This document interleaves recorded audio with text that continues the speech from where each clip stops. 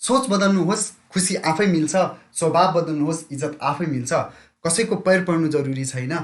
बाटो सही रोज्नुहोस्, गन्तव्य आफै मिल्छ। यसै भनाइका साथ तपाईँ सबैजनालाई स्वागत गर्दछु। म तपाईँको सिभिल इन्जिनियरिङ मेन्टोर कृष्ण।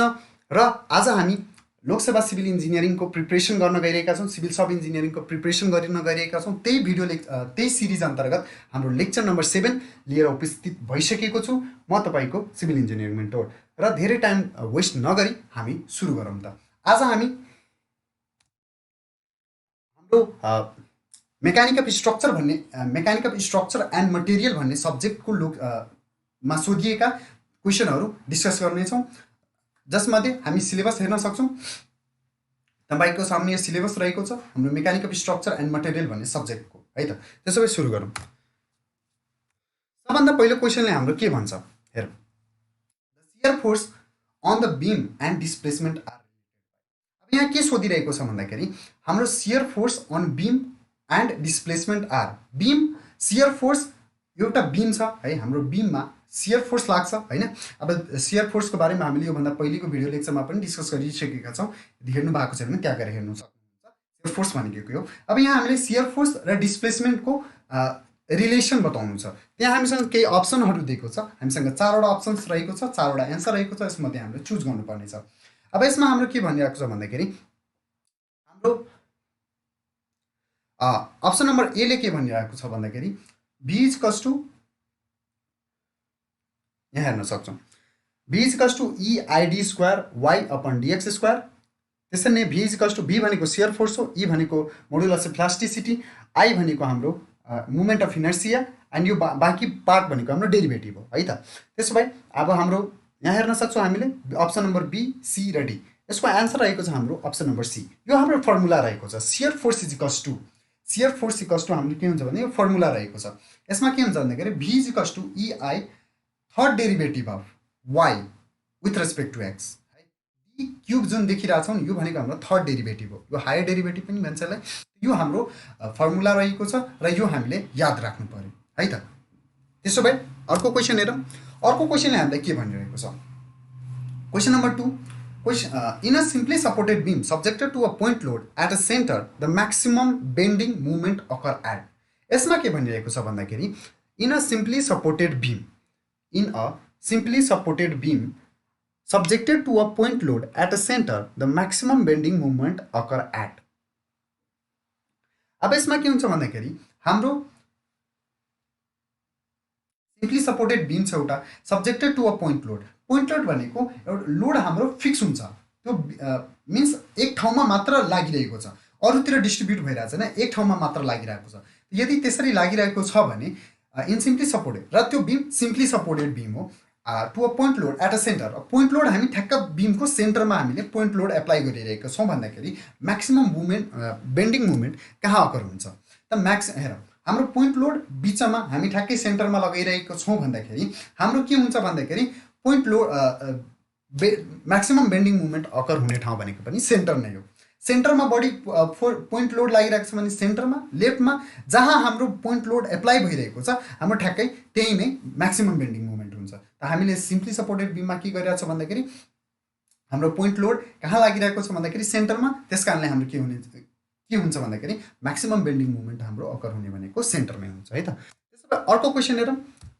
अर्को क्वेसनले के भनिरहेछ त्यो हेरौँ। अर्को क्वेसनमा हाम्रो भन्दैछ find the maximum bending movement in simply supported beam loaded with UDL of 2 T/m/m having span 4 metre. अब यसमा यो के छ भन्दाखेरि यसमा हाम्रो म्याक्सिमम बेन्डिङ मुभमेन्ट निकाल्नु पर्ने छ। हाम्रो सर्टेन लोड दिएको छ, UDL दिएको छ, uniformly distributed load. Uniformly distributed load 2 T/m भनेको छ, ह्याभिङ स्पान अफ 4 मिटर। 4 मिटरको हाम्रो एउटा बीम छ, त्यो 4 मिटर स्प्यानको छ, र त्यसमा 2 T/m हाम्रो UDL युनिफर्मली डिस्ट्रिब्युटेड लोड लागिरहेको छ भने हाम्रो यसको म्याक्सिमम बेन्डिङ मुभमेन्ट कति हुन्छ भन्दाखेरि 6 मिटर। ठिक छ, यो हाम्रो 60 मिटर हुन्छ, है त। यो हाम्रो एन्सर रहेको छ अप्सन नम्बर सी। त्यसपछि हाम्रो अर्को क्वेसनले के भन्छ, maximum bending movement occur at a center if simply supported beam is subjected to. अब के हुन्छ, maximum bending movement occurs at center if simply supported beam is subjected to. यो भन्दा हामीले एकछिन पहिले एउटा क्वेसन जुन डिस्कस गरेका थियौँ, point load subjected to point load. अब यहाँ पनि त्यस्तै क्वेसन छ। यदि हामीले पोइन्ट लोड सेन्टरमा एप्लाई गर्यो भने म्याक्सिमम बेन्डिङ मुभमेन्ट हाम्रो सेन्टरमा हुन्छ। त्यहाँ अप्सन हाम्रो के भन्दैछ भने point load at center, point load of center, uniformly distributed load throughout the span, triangular load with maximum intensity at center and all of the above. त्यसमा के हुन्छ भन्दाखेरि हाम्रो यसको अप्सन रहेको छ भने अल अफ द एबभ। हेरौँ, maximum bending movements occur at the center if simply supported beam is subjected to. Point load at center, सेन्टरमा हामीले पोइन्ट लोड लगायो भने सेन्टरमा हाम्रो म्याक्सिमम बेन्डिङ मुभमेन्ट हुन्छ, त्यो भइहाल्यो। Maximum bending movements occur at the center. अब यी मध्ये हामीले कुनै पनि तिनटै, चाहे त्यो हाम्रो बिमको सेन्टरमा, ठ्याक्कै सेन्टरमा हामीले फोर्स लगायौँ, पोइन्ट लोड दियौँ, तैपनि त्यही सेन्टरमै हाम्रो म्याक्सिमम बेन्डिङ मुभमेन्ट हुन्छ। Uniformly distributed load throughout the span गरे पनि थ्रु आउट द स्पान हाम्रो युडिएल एप्लाई गरिरहेको छौँ भन्दाखेरि त्यति बेला पनि हाम्रो के हुन्छ भन्दाखेरि हाम्रो सेन्टरमै म्याक्सिमम बेन्डिङ मुभमेन्ट हुन्छ र triangular load with maximum intensity at center, हामीले लोडलाई सेन्टरमै एप्लाई गरिरहेछौँ भनेपछि त्यति बेला के हुन्छ भन्दाखेरि हाम्रो म्याक्सिमम लोड कहाँ एप्लाई हुन्छ भन्दाखेरि म्याक्सिमम बेन्डिङ मुभमेन्ट कहाँ अकर हुन्छ भन्दाखेरि सेन्टरमै, है त। त्यसो भए क्वेसन नम्बर 4 को option number D all of above, सबै एन्सर सही हो। ठिक छ। त्यसपछि हाम्रो नेक्स्ट क्वेसनले के भन्छ, question number 5, the relation between radius of curvature, bending movement, flexor rigidity EI is given by. अब यहाँ हाम्रो के छ भन्दाखेरि रिलेसन बताउनु पर्ने छ, यी सबैको रिलेसन के हो। तब यो क्वेसनमा पनि के छ भन्दाखेरि यो हाम्रो फर्मुला हो र यो फर्मुला हामीले याद राख्नुपर्छ। त्यस कारणले यसको अप्सन हेरौँ। यसको option number A, M is equals to EI means flexure rigidity per radius of curvature by radius of curvature भनेको हाम्रो रिलेसन रहेको छ के को, radius of curvature, bending movement and flexure rigidity EI, यो सबैको हाम्रो के रिलेसन रहेको छ भन्दाखेरि M equals to EI by R। याद गरौँ, राम्ररी याद राखौँ। यो हाम्रो न्युमेरिकल्स पनि यसबाट सोध्यो भने हाम्रो याद हुनु पर्यो र एप्लाई हुन्छ यो, है त। त्यसपछि हाम्रो नेक्स्ट क्वेसन भन्छ, question number 6, along the natural axis of simply supported beam, along the neutral axis of simply supported beam, के भन्छ along the neutral axis of simply supported beam। हाम्रो एउटा सिम्पली सपोर्टेड बिम छ र त्यसको न्युट्रल एक्सिसमा के हुन्छ भन्दाखेरि fibre do not undergo strain.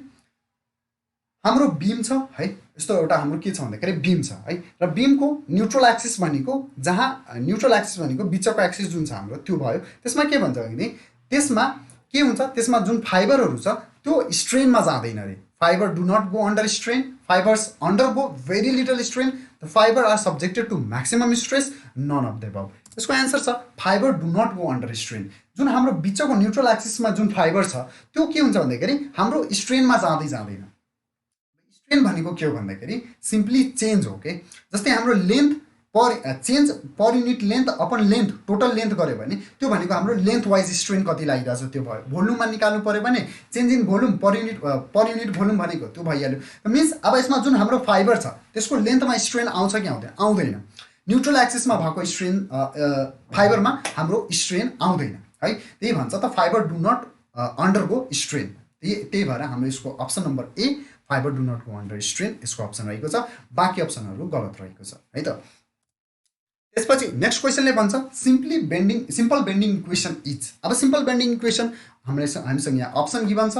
अब सिम्पल बेन्डिङ इक्वेसन के हो भन्दाखेरि हाम्रो यहाँबाट हेर्न सक्छौँ। अब यो पनि हाम्रो सिम्पल बेन्डिङ इक्वेसन हो, त्यो इक्वेसन याद हुनु पर्यो। M upon Y equals to F upon I equals to E upon R. यो भनेको हाम्रो सिम्पल बेन्डिङ इक्वेसन हो, ठिक छ।